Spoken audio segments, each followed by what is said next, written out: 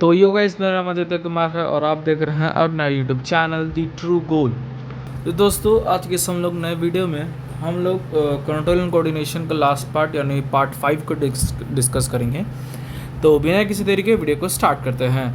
तो हमारा जो लास्ट पार्ट है इसका जो टॉपिक इसका नाम है हार्मोन्स इन एनिमल्स। पिछला क्लास में हमने जाना था कि जो कोऑर्डिनेशन है ह्यूमन बीइंग्स में नर्वस सिस्टम द्वारा वो कम्प्लीटली अच्छा तरीके से वर्क नहीं कर पाता, क्योंकि हमारे बॉडी के हर पार्ट में नर्व सिस्टम मतलब नर्व्स नहीं पाए जाते हैं, है ना। और जब वो फंक्शन हो जाता है तो उसको अपने मैकेनिज्म को रिसेट भी करना पड़ता है। तो इसीलिए वो पूरी तरीके से हमारे बॉडी फिट नहीं बैठता। इसीलिए उस चीज़ को भी कंप्लीट करने के लिए हमारे बॉडी में एक और सिस्टम है जिसको बोलते हैं एंडोक्राइन सिस्टम। क्या बोलते हैं? Endocrine system. और इसी सिस्टम के अंतर्गत आता है हार्मोन्स इन एनिमल्स। तो मेनली हमको इसमें ह्यूमंस के बारे में पढ़ना है। तो पहले समझिए कि एंडोक्राइन और एक्सोक्राइन होता क्या है। तो मतलब दो ग्लैंड्स होते हैं, एक होता है एक्सोक्राइन और एक होता है एंडोक्राइन। ओके, ये टू टाइप के ग्लैंड्स होते हैं। अब होता क्या है कि ये जितने भी ग्लैंड्स हैं ना, इन ग्लैंड्स में एक छोटा सा अंतर है। और वो छोटा सा अंतर ये कहता है कि एंडोक्राइन ग्लैंड जो होता है ना वो होता है डक्टलेस, ठीक है। और एक्सोक्राइन जो होता है ये डक्टेड ग्लैंड होता है। तो डक्टलेस और डक्टेड में एक यही अंतर है कि डक्ट मतलब थैली समझ लीजिए, उसमें से कुछ स्टोर रहता है, और डक्टलेस जिसमें थैली नहीं होता। तो लीवर एक ग्लैंड है ना जो एक्सोक्राइन ग्लैंड है, तो उसमें डक्ट होता है गॉल ब्लैडर, और उसी गॉल ब्लैडर से bile juice and bile salt निकलता है जो बॉडी के ही किसी ऑर्गन में जाके जैसे कि स्मॉल इंटेस्टाइन में जाके मिलता मतलब निकलता है। लेकिन जो डक्टलेस ग्लैंड होते हैं ना वो अपना सिक्रीशन जो भी चीज़ वो निकालते हैं वो डायरेक्टली ब्लड में छोड़ते हैं, ना कि किसी ऑर्गन चाहे किसी बॉडी के पार्ट में छोड़ दें। तो ये अंतर होता है, छोटा सा अंतर, एंडोक्राइन एंड एक्सोक्राइन। एक और ग्लैंड होता है जिसको बोलते हैं मिक्स्ड ग्लैंड। तो मिक्स ग्लैंड उस ग्लैंड को कहते हैं जो डक्टेड भी हो डक्टलेस भी हो, मतलब कुछ सिक्रीशन ऐसा हो जो डक्टेड से हो और कुछ वैसा हो जो डक्टलेट से हो, जैसे कि पेनक्रियाज। तो पेनक्रियाज एक ग्लैंड है ना जो मिक्स्ड ग्लैंड है, वो क्या करता है अपना इंजाइम छोड़ता है ट्रिप्सिन और लिपेज, तो उसका एक डक्ट है। और वो एक हार्मोन भी छोड़ते हैं, इसका नाम इंसुलिन, तो बिना डक्ट के ही सीधा ब्लड में निकलता है, तो वो डक्टलेस हो गया। तो वो हो गया मिक्स ग्लैंड। फिर गोनैड्स भी होता है जिसमें मेल का रिप्रोडक्टिव पार्ट का टेस्टिस और फीमेल का ओवरी आता है, सब आगे पढ़ेंगे, ठीक है। तो ये सब हार्मोनल सिस्टम है, ठीक है, ओके। तो ये जो पार्ट है ना हमको इसी पार्ट में इसी सिस्टम के बारे में हम लोग जानेंगे, ठीक है। तो हम लोग तो अपना पहला हार्मोन देखते हैं जिस हार्मोन का नाम है एड्रेनलिन हार्मोन। देखिए यहाँ पे दोस्तों, यहाँ पे होगा, इसको अंडरलाइन कर लीजिए, ठीक है। ये जो हार्मोन है ना बड़ी बढ़िया हार्मोन है। कैसे? सुनिए। कहते हैं कि इस हार्मोन का जो नाम है, दूसरा नाम है, इस हार्मोन को हम लोग बोलते हैं फाइट एंड फ्लाइट हार्मोन। क्या बोलते हैं दोस्तों? इस हार्मोन का दूसरा नाम क्या है? Fight and flight hormone. इसीलिए क्योंकि जब भी हम किसी भी डेंजरस सिचुएशन में फंसते हैं, जिस केस में जहाँ पे हमें लड़ना पड़े चाहे भागना पड़े, तो उस केस में ये हार्मोन हमारे बॉडी में निकलता है और हमें भागने नहीं तो लड़ने में मदद करता है। कैसे करता है पहले इसको समझिए, ठीक है। तो पहले समझते हैं ये हार्मोन निकलता कहाँ से। देखिए जब ऊपर आप देखिएगा तो यहाँ पे लिखा होगा कि देखिए including human beings using A hormone called adrenaline hormone that is secreted from adrenal gland, ठीक है। तो देखिए सुनिए, तो पहला यहाँ से आप अंडरलाइन कर सकते हैं एड्रेनलिन हार्मोन, यहाँ से आप अंडरलाइन कीजिए इसको, ठीक है। ये जो हार्मोन है ये हार्मोन कहाँ से निकलता है? पहला नंबरिंग कर दीजिए, पहला हो गया, तो पहला हो गया एड्रेनलिन हार्मोन। ये हार्मोन कहाँ से निकलता है? एड्रेनल ग्लैंड से। देखिए यहाँ पर लिखा हुआ है एड्रेनल ग्लैंड, ठीक है। तो पहला, अब इसका फंक्शन जान लीजिए। इसका फंक्शन ये है कि ये एड्रेनलिन हार्मोन जो क्या करता है, ये डायरेक्टली ब्लड में निकलता है। देखिए यहाँ पर दिया लिखा होगा, ये डायरेक्टली कहाँ सिक्रेट होता है? ब्लड में। फिर बॉडी के डिफरेंट पार्ट्स में ये क्या होता है? ट्रांसपोर्ट होता है, ठीक है। और जितने भी हार्मोन्स होते हैं उनके टारगेट ऑर्गन्स होते हैं, मतलब वो कुछ उसी पार्ट में, उसी बॉडी के पार्ट में, तो उसी ऑर्गन में सीक्रेट होंगे। तो इसके जो टारगेट ऑर्गन जो है वो है मस्कुलर पार्ट्स। क्या है? मस्कुलर, जैसे कि हाथ और पैर, ठीक है, क्योंकि इसी द्वारा हम पैर से लड़ेंगे, नहीं तो पैर से भागेंगे, नहीं तो हाथ से लड़ेंगे, यही करेंगे। अब देखिए करता कैसे, पहले समझ लीजिए, फिर उसके बाद यहाँ पे जो लिखा हुआ है उसको कर लेंगे। देखिए ये जो है, जब जैसे कि हमको पता है रेस्पिरेशन के लिए ऑक्सीजन चाहिए, तो ये उस दौरान करता क्या है कि जो ऑक्सीजन हमारे बॉडी में आता है ना, वो उस ऑक्सीजन को हमारे मस्कुलर पार्ट्स में पहुंचा देता है, मतलब जो इंटरनल पार्ट्स में, जैसे कि पेट में, किडनी में, सब जो इंटरनल पार्ट्स में जो ऑक्सीजन जाता है कुछ देर के लिए उस ऑक्सीजन को दे देता है मस्कुलर पार्ट में, और ऑक्सीजन से ज़्यादा एनर्जी मिलता है। तो ज़्यादा एनर्जी आएगा तो कुछ देर तक ना हम लोग भयानक तरीके से लड़ेंगे, और भागना रहेगा कुछ देर तक भयानक तरीके से भागेंगे। और चाहे जब हम लोग भाग लिए, ठीक है, चाहे लड़ लिए, उसके बाद ऑक्सीजन की तो कमी हो जाती है, क्योंकि ऑक्सीजन तो निकल करके मस्कुलर पार्ट में दे दिया गया है। तो होता क्या है कि जब वो ऑक्सीजन हमारे मस्कुलर पार्ट में चला जाता है और ऑक्सीजन की कमी हो जाती है, तो उस दौरान उसके बाद हम हाफने लगते हैं, क्योंकि ऑक्सीजन की कमी हो गई है, ठीक है। और ये हमें उससे उस दौरान भागने में मदद करता, लड़ने में मदद करता है, इसलिए इसको क्या बोलते हैं? इसको बोलते हैं fight and flight hormone. Okay, clear. अब यहाँ पे जब आप देखिएगा, यहाँ पे लिखा हुआ है कि इसके रिजल्ट में, ये सब चीज़ तो होता है, समझा दिया मैं। इसके रिजल्ट में होता है क्या है, हमारा जो हार्ट बीट है वो बहुत तेज, दिल का धड़कन बढ़ जाता है, ठीक है, इसको अंडरलाइन कर लीजिएगा। Resulting in supply of more oxygen to the muscles. देखिए यहाँ पे लिखा हुआ है, ज़्यादा से ज़्यादा ऑक्सीजन को ये मस्कुलर पार्ट से मसल्स में छोड़ता है।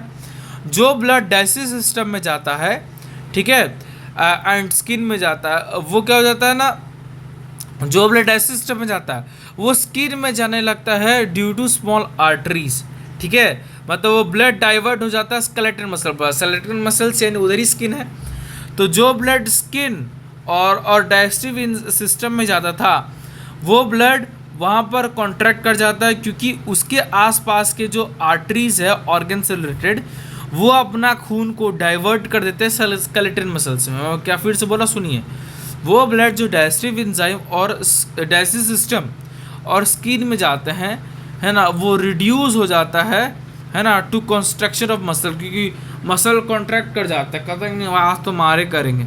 और जो स्मॉल आर्टरीज होते हैं वो उस ऑर्गन से जो ऑक्सीजन लेकर के वो डाइवर्ट कर देते हैं ब्लड में टू स्केलेटन मसल्स, यानी मस्कुलर पार्ट्स में, जिस चलते हमारे बॉडी का ब्रीदिंग रेट बढ़ जाता है, ठीक है, और हमारे बॉडी में तुरंत जो होता है वो ऑक्सीजन आ जाता है। इसको आप अंडरलाइन कर लीजिएगा, मस्कुलर पार्ट में आ जाता है। तो ये वाला जो है, ये वाला चीज़ सब इम्पॉर्टेंट है, इस सब को आपको अंडरलाइन करना है, क्योंकि इसको पढ़िएगा आप लोग, है ना, इसका मतलब क्या कर रहा है मैंने आपको समझा दिया है। तो यही चीज़ें हैं, तो इसको आप लोग अंडरलाइन कर लीजिएगा, और मैं सब अंडरलाइन कर देता हूँ जो आपके लिए इम्पोर्टेंट है, ठीक है। ये लगभग जानते हो कहाँ तक इम्पोर्टेंट है, ये सब इम्पोर्टेंट है, सिचुएशन तक आपको अंडरलाइन करना, तो यहाँ तक आप कर लीजिएगा।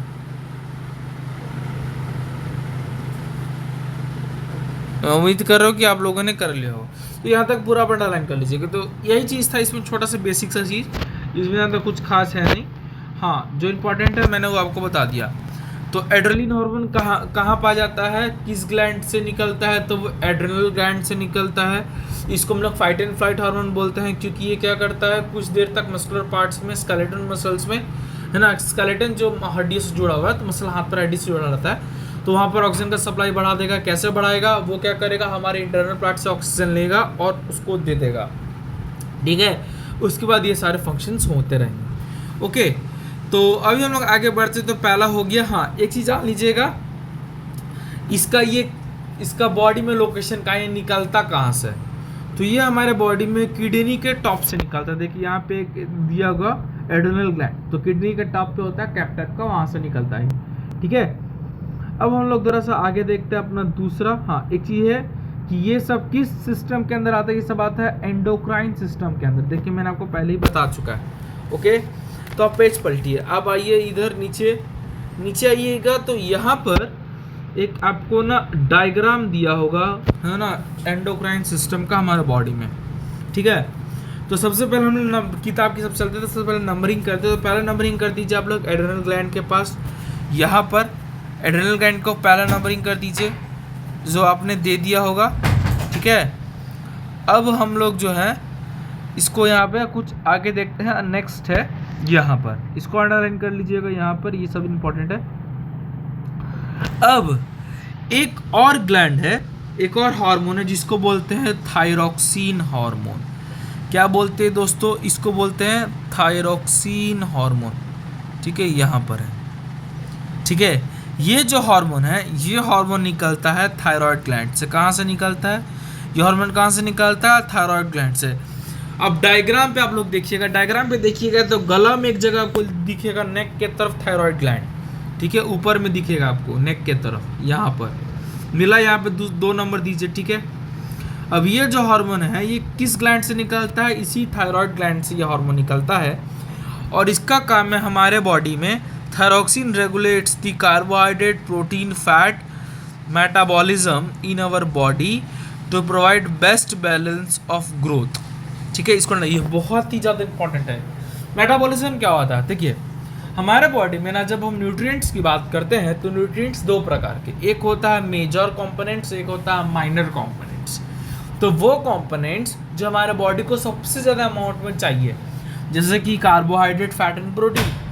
कार्बोहाइड्रेट जो है, तो जब हम हमारे बॉडी में बात करते हैं तो हमारे बॉडी में जैसे कार्बोहाइड्रेट जो है इंस्टेंट एनर्जी देता है। जैसे कि आप लोग खाना खाते हो तो उस टाइम को कुछ बॉडी में एनर्जी मिलता है ना, जो आप काम करते हो, पढ़ते हो, लिखते हो, तो वो कार्बोहाइड्रेट से ही मिलता है, वो हमें इंस्टेंट एनर्जी देता है तुरंत किसी भी काम को परफॉर्म करने के लिए।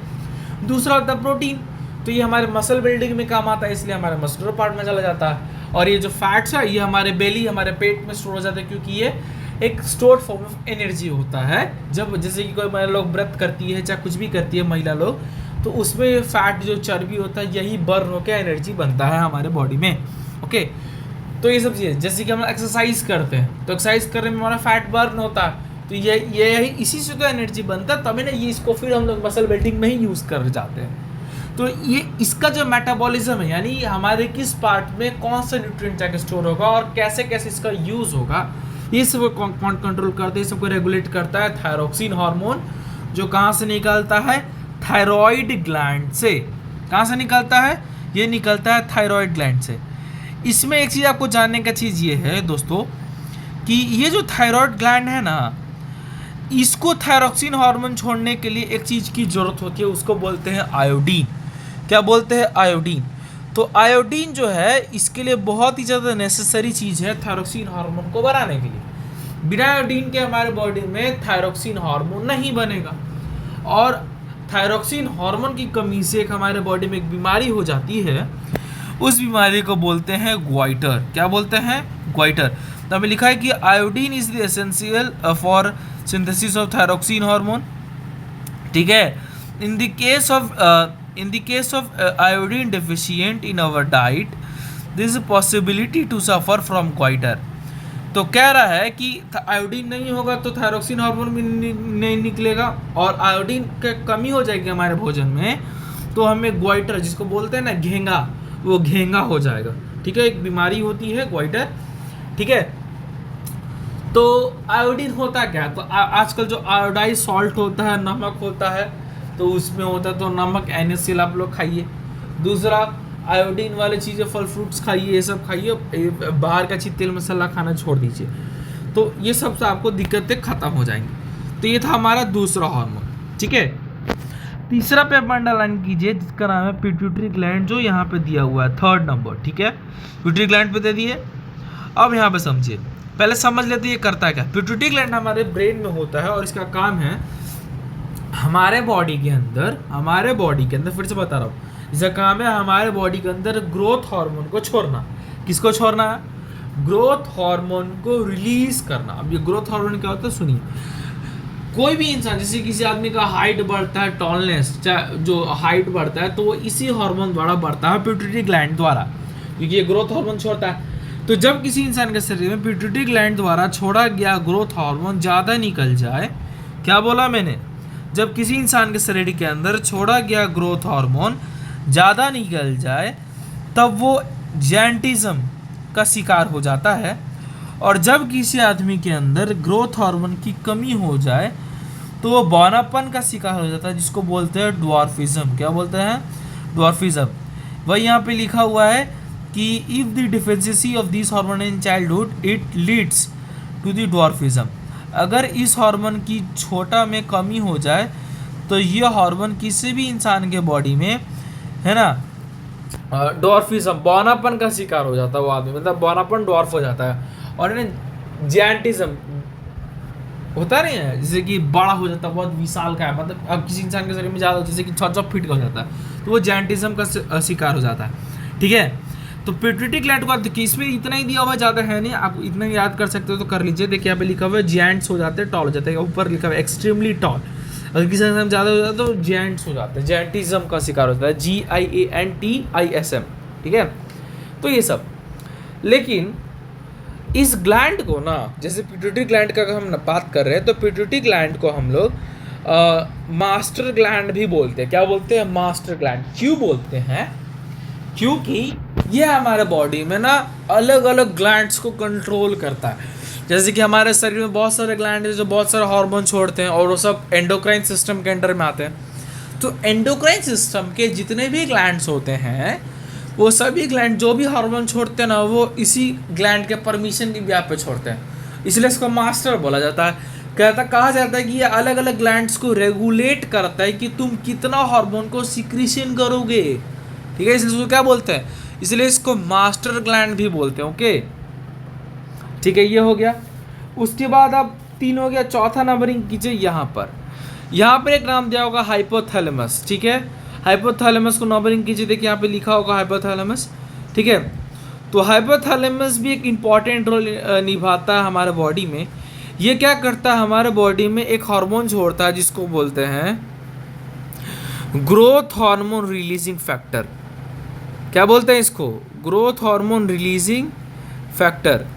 ये जो है, इसको मेंटेन कर दीजिए, ये which stimulates the pituitary gland to release growth hormone.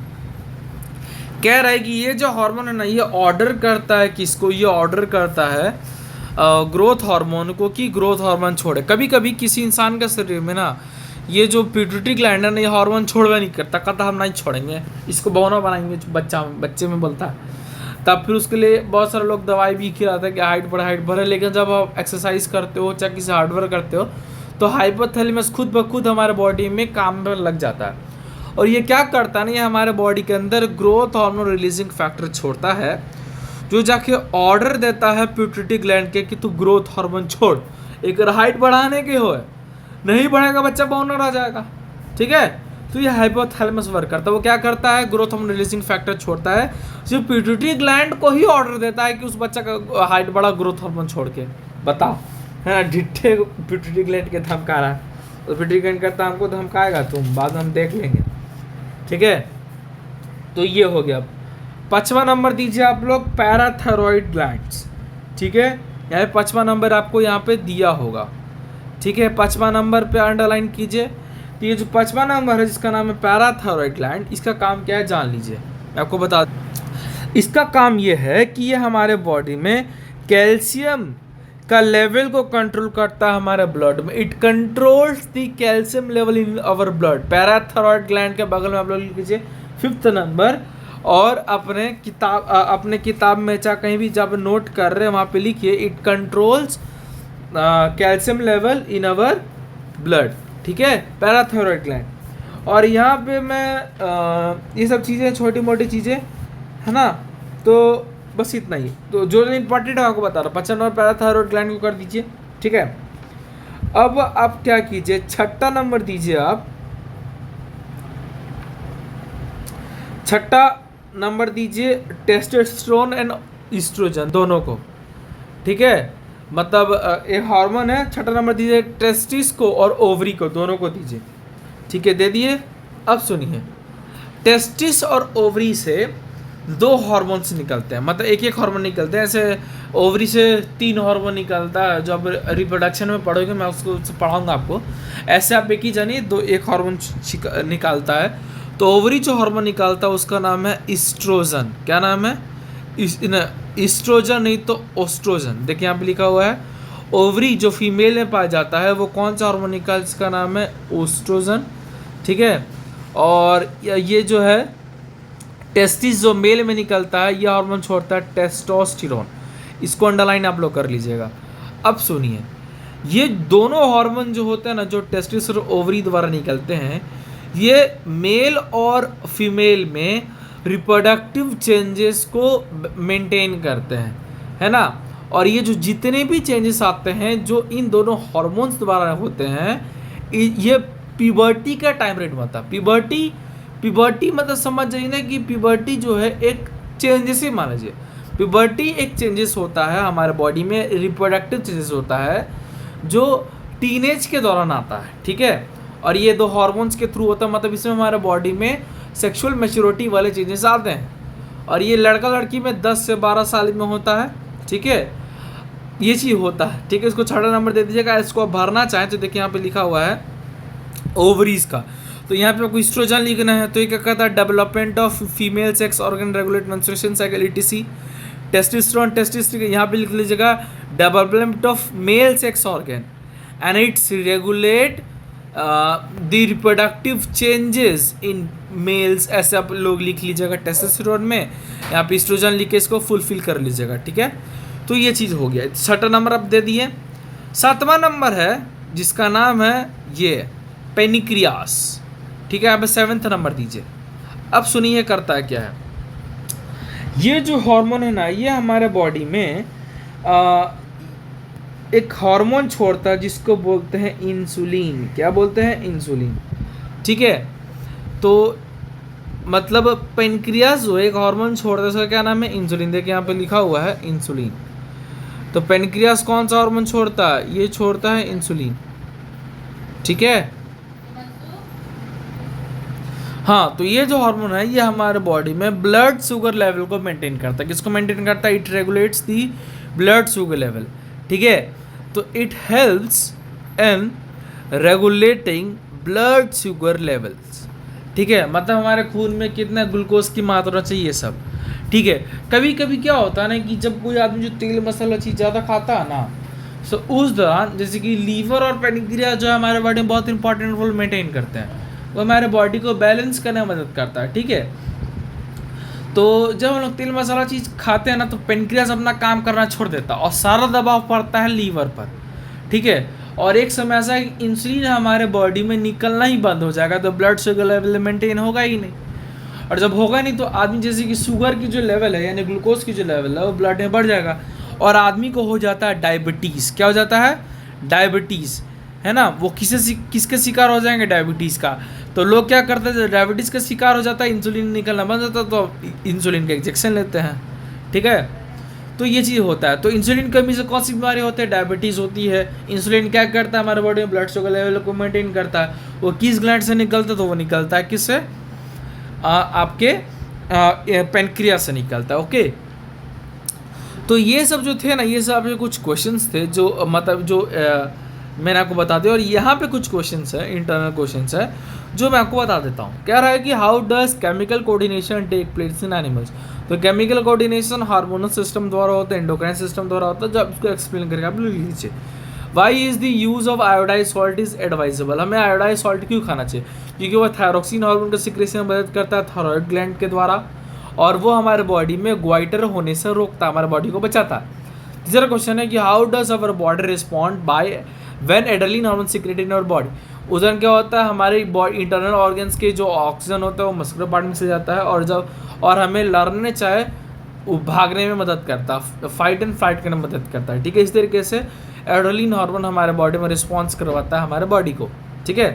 फिर क्या है, चौथा number question, why are some patients of diabetes treated by giving injections of insulin.